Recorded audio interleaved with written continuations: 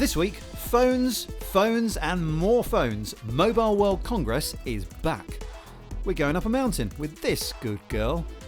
And the VFX behind The Matrix Resurrections. They are breathtaking.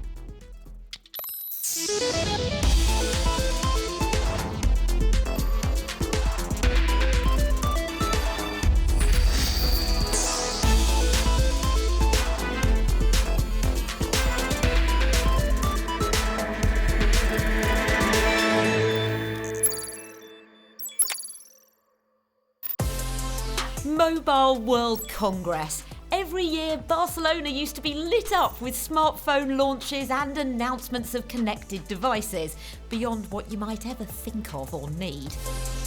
Now, 2020 was pretty much a no-show for obvious reasons, and last year, well, that was just weird. We've arrived. This is Fira Barcelona. And yes, the show was back on, but we couldn't go, although you were there in spirit, if not in body. Yeah, the less said about that, the better. But this year it's back in full swing with all sorts of companies showing off their latest wares. So whilst I'm here at the Design Museum in London, where behind me there's a good old-fashioned brick phone and a Nokia 3310, remember those? We know how fast these phones change, so we've sent Omar Metab and Osman Iqbal to Barcelona. Samsung, Nokia, Huawei, Oppo, Xiaomi, they're all here and all got something to show. That's the thing about MWC, isn't it? It's all about the big releases. Say, for example, this, the Samsung S22 Ultra. The supposedly best of their S22 range. It comes with a touch bigger screen than its predecessor, a slightly more powerful CPU, and a bigger sensor, so its cameras can take better pictures in low light. But they have learnt from the S21 Ultra, because instead of flogging a 60 quid case to house the optional S Pen, they've just given it to you in here, and they've got a little slot for it within the phone, which potentially spells the end of the Note series.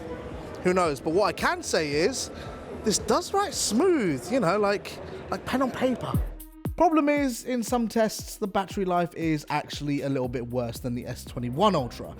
And its square design doesn't feel as natural in your hand either. And at 1,200 quid, you wonder if it's worth the huge price tag with such little differences. But it pairs well with this, the newly announced Galaxy Book 2 Pro. This is the most powerful of its lineup, the 360, and it starts at around 1,099 quid. It offers a few interesting tidbits, like a 1080p front-facing camera and auto-framing, which keeps you centered in your shot for your video calls that undoubtedly became more popular over the last 2 years. Can't find me, there is, it's found me. But the multi-control impressed the most, where you can keep watch of your smartphone and also use your Tab S8 as a second screen, creating quite an ecosystem. Samsung stands for innovation. You know, typically where we lead, others follow. Bringing all of those elements of the Note and bringing them into the S22, because we listened to our customers. They wanted that productivity. They wanted that solution from us. Innovation and what our consumers tell us they want will be at the absolute heart of what we do going forward. And here's the problem, that's it. With smartphones, we've been held in a kind of a holding pattern for years with only incremental upgrades every release. Once you've seen one, you've seen them all, and despite how impressive these handsets are, it's all kind of predictable. Here's another example. Huawei's latest P50 Pro is just another smartphone with small upgrades since the last. And their super device software, which they announced at the show, is, again, incredible, but just another ecosystem they've built to battle against the likes of Apple and Samsung. Look, here's the point I'm trying to make, okay? Here are some releases from some of the big companies, and here are the notable improvements from their predecessors. Camera quality, battery life, screen size. Is that all we've got to look forward to anymore? Okay, yes, in recent times we've had some exciting innovations like the foldable or the rollable smartphones. One noticeable trend is cheaper but feature-packed phones like from Xiaomi here, or going a bit more retro again like Nokia. But otherwise, it's just variations of the same thing, and has been since Apple debuted the iPhone 15 years ago. A giant screen. Can we really call that innovation? Is there a point to MWC if all you're going to do is go look at a phone and say, oh look, that camera lens is bigger? There's innovation in the form factor, but there's also innovation in the connectivity and the content. We've seen the content ecosystem basically develop over the last years as well. So I think with every touch point that the phone essentially enables, you'll also find subsequent innovation come from that. Okay, yes, innovations involving phones, but not the phone itself. Look, it's no one's fault, but the next killer device just hasn't arrived yet, and so it's all a bit samey. So maybe it's not worth coming to MWC again. There's nothing really special out on show. It's not just about the glitzy phone launches, is there, though? It's not just shiny things. There's a big mobile ecosystem and loads happening. I get that, but people care about the big phone launches. What they might upgrade to next. That's what matters here to people. It's not what matters. There's like loads of going on. You know, there's loads kind of innovation, small players, big players. I'll show you. Stop being so intense. Cheer up.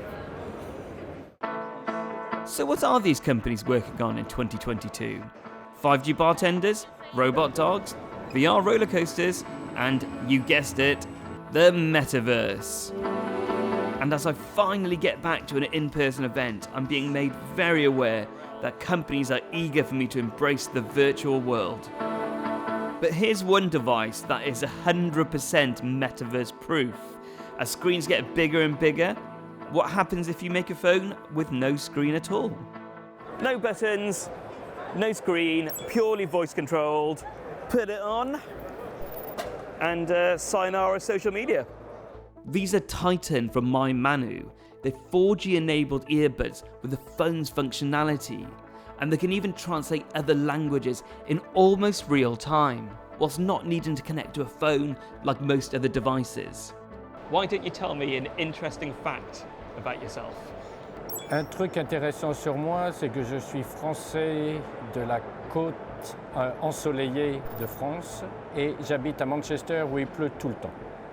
So you're French, you're from the sunny coast, and you live in Manchester where it rains all the time. Exactly. That's cool. That is awesome. That is awesome. I love that.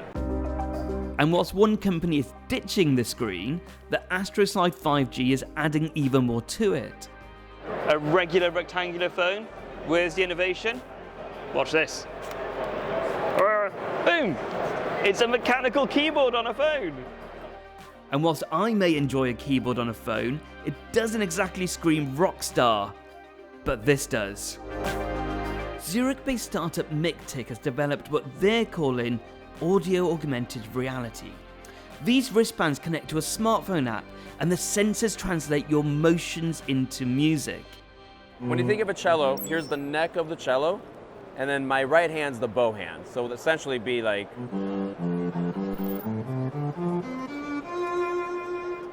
That's all very cultured, but let's be honest, nobody plays the ear cello. I'll throw a beat behind it, now I can start really rocking out.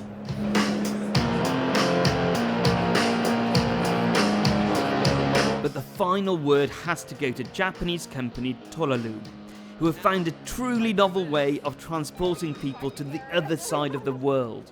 This is a live video link to Japan. Someone is standing there with a tablet, and you have these buttons along the bottom, and all you do, if you want to turn around, you just press your button. Look at that. You can even push buttons to pick things up, or even pay for goods. But some parts do feel a bit dehumanizing. And I feel super guilty about this, is this button here, and I don't know why, but you can go boop. And the jump, that was a big jump, that was a big jump. But buttons that make other humans jump should just not exist. Osman and Omar, hola. It sounds like some companies are breaking new ground there, so has the visit to the show been worth it? For me, no, it hasn't, because it's the same as every other MWC that I've been to. A new smartphone with a couple of improvements from the last one. That's absolutely not true. I've been trying to tell Omar all along, it's not just about these devices, it's about the wider ecosystem. We've seen the metaverse and the advancement in connectivity needed, that conversation's happening, 5G, low latency, things that are around the phone. That's where the innovation will happen. There's nothing to see. There is no metaverses yet. That's the point. Yeah, because these conferences like this, to sit down, get it done, advancements connectivity, it's not just about that. But the reason people care about these conferences is because of the smartphones, the main devices, not secondary things, you know? It's all about the smartphones. Okay, you're like an old married couple. I'm going to leave you to keep battling this out. We've got the optimist and the pessimist here, Osman and Omar. Thank you. Hello and welcome to your weekly tech news roundup. It was the week big tech got involved in the war between Russia and Ukraine.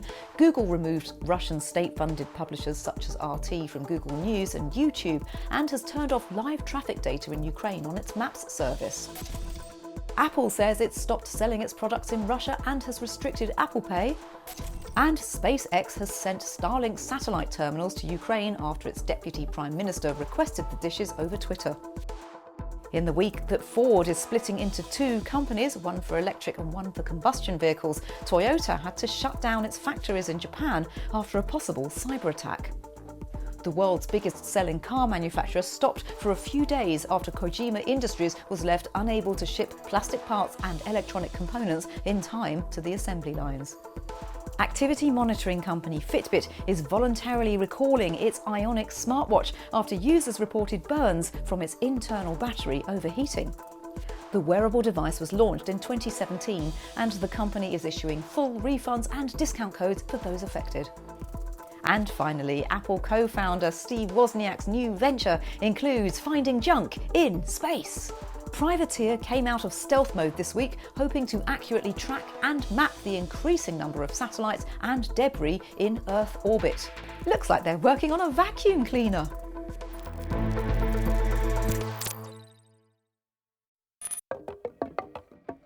Back in 2016, I met Hitoshi Araki, creator of a prototype augmented reality game called Hado, where players had to blast away their opponent's shields with fireballs. It was brilliant fun, and what's even more brilliant is that 6 years on, Hado is now a serious sport, played competitively in 28 countries. And now I've been invited back to play against a former UK champion in a match with a difference. See, Tom Park is not in the same room as me. We're being connected using 5G, and this is an occasion where any delay across the network can seriously spoil the fun. Most people, when they think about 5G, think about moving large amounts of data. But we're not. We move very small amounts, but it has to arrive in the right order and it has to arrive quickly. I could have done with a bit of lag, to be honest. Where is he? Oh, I got him! I got him! This is probably like they've just attached it to a cat or something down there, haven't they? We've already done matches in the UK between different cities, and what we're looking to do is matches between different European countries. Because especially at the moment, travel's difficult. Where is he? Where is he? And it allows experienced teams to actually be able to play and train against each other. And the next stage on from that will allow us to get the teams in Tokyo, who are the best in the world without question, to be able to train us without having to get on a plane to go there. And the reason that we're here is to see the Cambridge Wireless 5G testbed in action, which allows companies to experiment with how best to make use of the technology's speed and features and understand its limitations. The testbed facility here at Cambridge Wireless allows you to put artificial lag, artificial stutter into the system, which means that you can effectively try and push the data packets out of order with each other, you can delay them arriving, and you can see just how much you can cause problems with the system before you start to get a breakdown in the end result you want to achieve, and therefore know what you can operate within. What 5G really will exploit is what we see in industry, where we can see manufacturing applications that we simply weren't capable of delivering before. But really what it means is it allows us to control things at a long distance in real time. Okay, here's a different example of how 5G can stream a lot of data very quickly, and it's a more relaxed demo. Well, for me at least. I'm driving this robot around the car park, and in a moment I'm going to try and do something that may one day be needed in disaster zones and medical emergencies. My job is to somehow get this multi-jointed monstrosity to grab this bag of fake blood and load it into this container. Sounds easy, might be messy, but it turns out that in VR it isn't actually that bad. I have to say, this is actually much more intuitive than I thought it was going to be. I thought I was going to have to somehow embody a multi-jointed robot, but it's just a case of dragging the arm around to where I want it to. Lifting up the bag of blood. And if you look below you, yeah, there's a basket. You can just lift it over there. Swinging the blood bag into the basket. Just drop it, I think. You're in there. Letting go. Perfect. Nice. And so the idea with this is then that this could be happening anywhere in the world? Exactly. Anywhere. Could be in China doing this. It could be in low Earth orbit. You could be down a mine shaft. And yeah, you could sit comfortably in your office and control a robot from wherever you need to be. Now, I'll be honest, there is a very slight lag, but for what I'm trying to do, I think that lag is totally manageable. Job done. Blood delivered. Well done. Good job. Yeah, it's all very easy when you're just pootling around a car park. But now it's time to see how this can all be done in the wild. Here's Paul Carter. Good girl. The Yorkshire Dales National Park in the north of England. A favoured destination for walkers, hikers and climbers. In the event that any of them get into difficulty, it's the volunteers of Swaledale Mountain Rescue who go out to help. I'm spending 2 full days with them during the changeable and challenging conditions of Storm Eunice to see how tech can make a difference. As beautiful as the landscapes around here can be, in conditions like today, they can be pretty treacherous, especially for emergency services like Mountain Rescue. And one of the biggest problems they face is the complete lack of any mobile phone coverage. I mean, I've got absolutely nothing. So what the team here are doing is they're trialling a range of solutions utilising 5G technology to help make their lives easier and also to help save lives. One of the best tools in a rescue team's arsenal is still of the canine variety. This is Kez, a mountain search dog, an all-around very good girl. What's the ball? He wants the ball. Just to throw the ball for the ball. Go on, why not? Kez, good girl. What she doesn't know is that thanks to the 5G network that's been installed here, her every move on the hillsides can be tracked remotely. Back at base, we can see where she's going on a tablet. So that's the dog on the screen there? Yeah, just there. Just it's a little bit greyed out, but yeah, he's running around. He's moving a bit. Have him. Okay, good girl. All of this is possible because of equipment stored at the temporary base station. What we have here is a 5G mobile base station. We bring it with us to fill the coverage where there isn't. It uses a closed mobile frequency spectrum backed up by an internet connection via Starlink satellites, which allow the team and people back at base to share communications, audio and video, and data at low latency and high speed. Communications is vital to the team, and it's vital to the casualty we're looking for and eventually find. The possibilities are endless. There's no greater need for speed than when lives are in danger. SMRT took us out in the now driving rain to see a full-scale medical rescue drill in action, and just how important sharing data quickly in such scenarios can be. 40 minutes ago the police called the team to tell us that there was an injured walker somewhere up the hill there. This is a 5G non-standalone system. We have 2 antennas, one here and one up there. We attach this to the wall because of the complexity of the weather conditions today. We did a range test and we reached all the way up to the hill, to the top of this hill here with full bars of 5G. This rapidly deployed 5G network allows the rescue team to use medical devices to monitor the casualty on a phone and transmit this back to the crew at the base station. The remote monitoring devices mean the rescue crew don't have to stop to check the patient as they head down the mountain, and medical staff at base can keep an eye out while the crew are concentrating on navigating difficult terrain. So I'm getting enough information here to tell me I'm happy with the casualties, so the lower does not have to stop at any point. For the volunteers, working at night brings extra challenges. Using infrared and thermal imaging, which can also be streamed remotely, the team can locate casualties more easily. There may be something just the other side of this wall. This is currently all an ongoing trial. It's a partnership between several bodies including Safenetics, North Yorkshire Council, SMRT and local universities. For these guys, where conditions can change any minute, connectivity is absolutely crucial. Some of these ideas are still in their infancy, and logistically there are hurdles still to be overcome. But who knows, if you ever find yourself needing to be located by a search dog, you never know, she just might be more on the grid than you are. I think Paul may have made a new best friend there.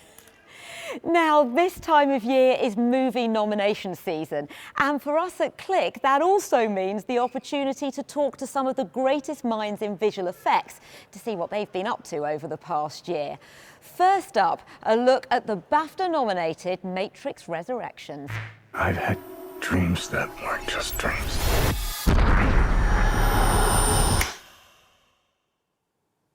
Am I crazy?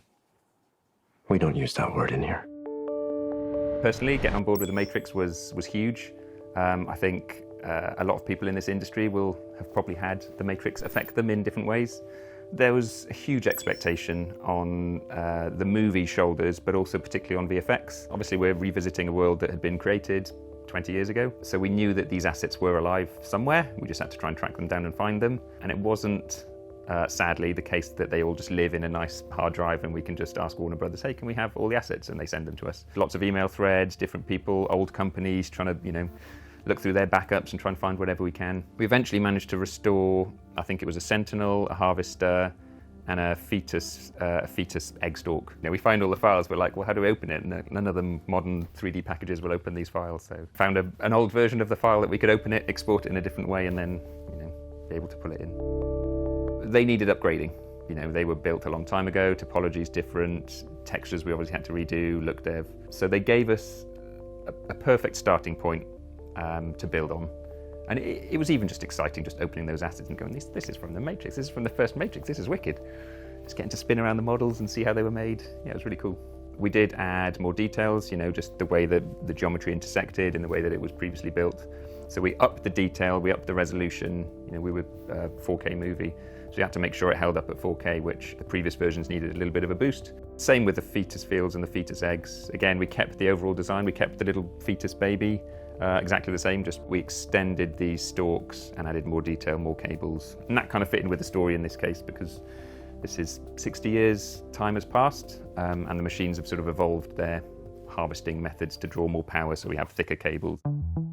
IO City is sort of the new Zion of this movie, like the expanded city. That was one of our biggest builds. We had to break it down into lots of sort of small sections. We wanted to try and create a believable city that you could feel that people have lived there for a while and they've figured out how to, irrigation channels, farming, dwellings. We tried to sort of block out these different areas that you could buy as real, and then obviously populate it with little people, little chimney stacks, atmospherics. It was set in a huge cavern, so we wanted to make sure we've got a sense of scale. Our VFX work will always be better if we're building off the back of something real, or if we've got something real to reference before we build our VFX. It'll always look better. We can create whatever you like. We can create wonderful environments, as much imagination as you like, but as soon as you start putting something real into it, you just need something to ground it. And I think if you do a partial set build of exactly the kind of idea that you want, you want to light your characters in a certain way, the background behaves a certain way behind them. So once you've got something captured on camera, it's so much easier to extend that in CG and build on the same thing and be a part of that. After all these years, to be going back to where it all started. Back to the Matrix. Great work, and next week we'll have the second in our visual effects series, not to be missed. That's it for this week though. As ever, you can keep up with the team on social media. Find us on YouTube, Instagram, Facebook and Twitter at BBC Click. Thanks for watching. Bye-bye.